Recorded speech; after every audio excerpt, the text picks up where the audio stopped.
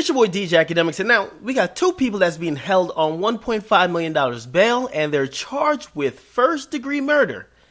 And it has to do with a killing, and it's a killing that was reported by me a while ago. It's a rapper named Vonno. Apparently Vonno, he's out of hashtag Stain Gang, and if you don't know who Stain Gang is I guess the gang running Chicago. I don't know, I guess they're running Chiraq. Now, two niggas is being held on murder. And it's murder that has to do with Vonno, except here's the twist in this whole fucking thing. They're not the people who killed Vonno. So you're wondering, why the fuck would they be charged with murder if they didn't kill Vonno, right? That's the obvious question to ask. And now allegedly, this is what police are saying. They're charged with murder because we gotta rewind the whole situation. The police said that these two dudes, along with Vonno, went to rob somebody in Calumet City, and that's how Vonno got killed. Now, first and foremost, I'm not going to say Vonno is some type of Chiraq savage. Let's go with the assumption, because a close friend of Vonno from Stain Gang actually contacted me. They said, listen, you and the media, you're painting him in a very negative image. He is not a savage. He is nothing that you're describing him to be. Now, this was when I was initially reporting the story that says, listen, just by everything I see on social media, he's holding a bunch of guns. He's posting a bunch of shit like, yeah, he's glorifying the gang lifestyle. Based on all of that I saw that he put out himself, I said that I can't even offer condolences for him. The best I could do is saying, at least he died doing what he loved best. Coonery and gang shit. That's it. Now, this story comes out that it just further solidifies that, you know how Chiraq people love saying, don't speak on Chiraq because you don't know what the fuck is going on? Well, apparently, they don't know what the fuck is going on either, because if they're trying to tell me I'm painting this kid out to be something he's not when he's clearly something else, then how the fuck does the news come out that Vonno was killed not just being a random person walking by and somebody shot him in cold blood? Vonno and the two dudes charged with murder were actually trying to commit a robbery in a botched drug deal. That's how he was shot. That's how he was killed. So, for everybody that's always saying, don't speak on Chiraq because you don't know what the fuck is going on, you can't judge these guys, they're only using a gun for protection, you never walked a day in his shoes. Well, apparently the news is telling me a whole different fucking story.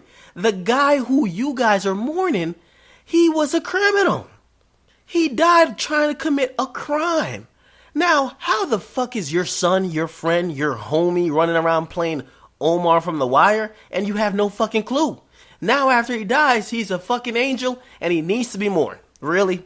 Really? Now, listen, let me tell y'all this. If y'all looking for candlelight vigils and mass RIP t-shirts promotion and a public mourning, you're listening to the wrong guy. You're definitely listening to the wrong guy. Criminals are those who celebrate the lifestyles that criminals live, and they promote the coonery and fuckery.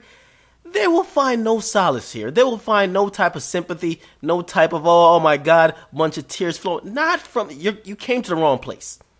If you live like savages, you will die like savages.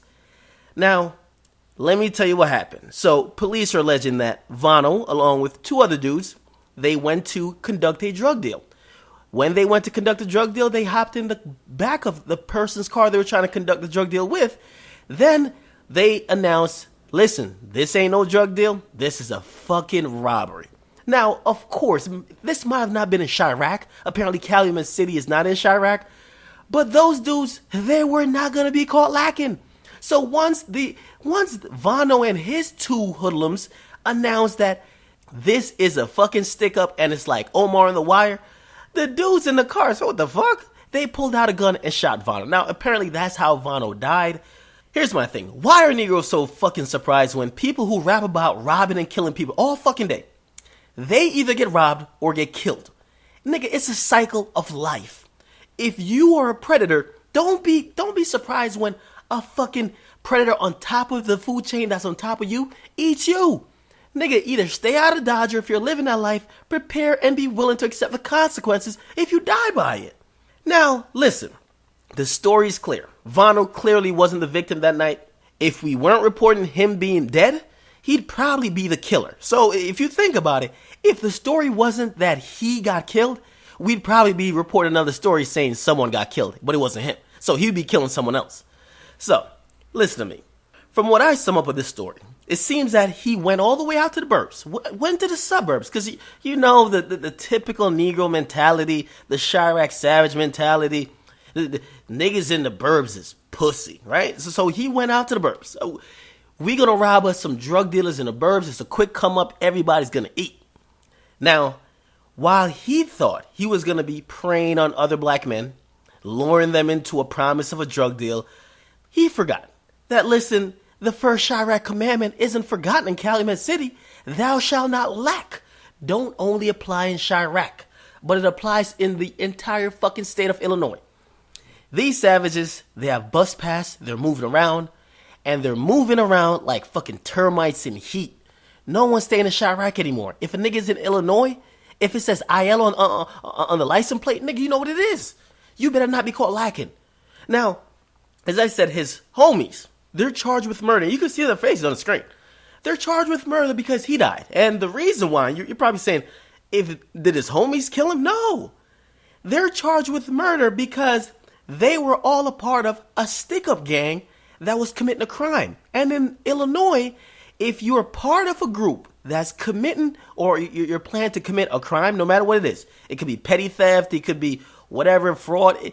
If you're going to commit a crime and somebody dies while you're committing that crime, it doesn't matter if it's on the opposite side or the op side or even on your side. So one of your homies die, you could be charged for murder.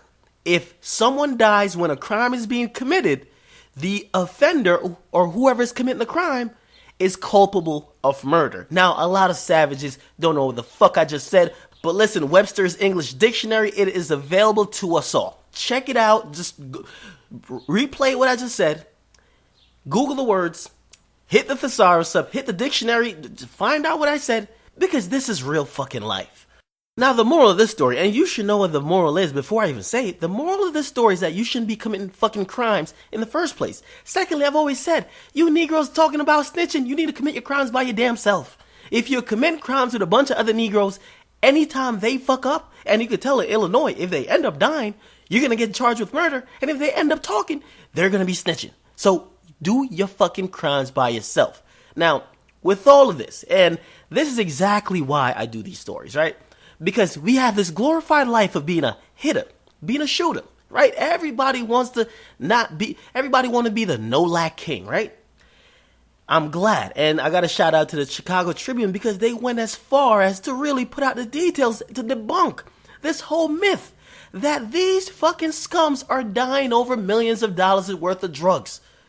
Because to everyone that's on the internet, everyone on the internet that's talking about free Rondo, he's about to come home, he's getting all this money, everybody else is just broke boys. Listen, Negroes on the internet and Negroes themselves, they think they're El Chapo when they only sell a fucking dime bag. Let me tell you this, and this is coming from the Chicago Tribune itself. I'm not making this up. The drug deal that was set up in which Vonno of Stain Gang died was over a whopping $275. Wow. Jesus Christ. Now, for everybody claiming they're getting, listen, $275 is what I pay for car insurance every month. I got a couple tickets, whatever, but that's what I pay for car insurance. Negroes is out here setting up lucrative drug deals over $275 and then trying to rob people and then get killed themselves. You Negroes want sympathy, but this is a life you live, and this is the outcome. This is the outcome of the life you live. Now, as I said, let's go ahead and rap about the possibility of dying, robbing drug dealers, and then it actually happens. Then everyone wants to say, oh my God, this is a fucking travesty. It's a fucking tragedy. Shit, to me, I don't know if this is foreshadowing or just destiny. So you guys make up your mind. Do you want to get a couple social media likes? You want to get some social media clout? And then end up on a story like this, and then you're all looking around like, why the fuck did this happen? Your decisions each and every day affect where you're going to be in the future and affect everything around you. Until Negroes start learning this, I'm not going to be copping pleas and feeling sad for every single person. So, you guys get in the comment box. What do you guys think about this?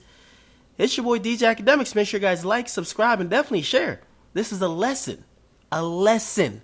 Don't let this young man die in vain. This is a lesson to every single person that's doing the fuckery. You either do better or you're going to die sooner. It's your boy DJ Akademiks, and I'm out.